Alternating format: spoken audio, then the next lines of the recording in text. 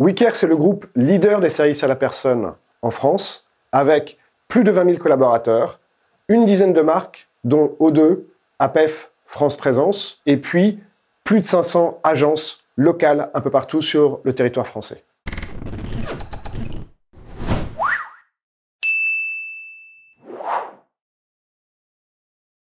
Performance et handicap, ça m'évoque le fait que nos agences, plus elles sont performantes en termes économiques, plus elles sont performantes en termes de handicap.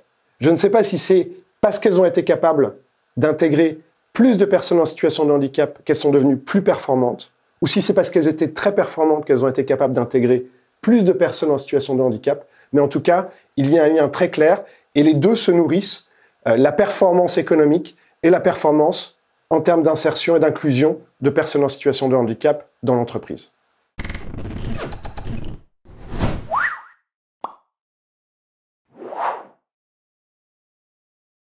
L'image qui me vient, c'est que dans un métier comme le nôtre, profondément humain, ce qui nous intéresse le plus, c'est la personne, ses compétences, et non pas des caractères superficiels tels que la couleur de peau, l'âge, le sexe, ou un handicap quel qu'il soit. Je pense que la plus grande réussite de notre politique handicap, elle est à venir.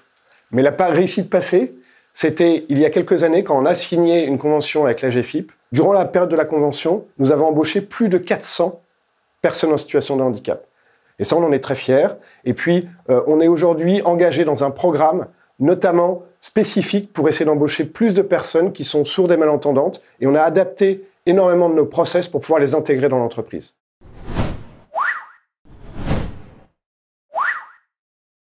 Notre objectif sur le handicap, c'est bien évidemment de recruter des personnes en situation de handicap et puis de continuer à nouer des partenariats qui seront porteurs de sens et d'efficacité pour notre entreprise et pour le groupe WeCare de façon générale, pour l'ensemble de nos marques.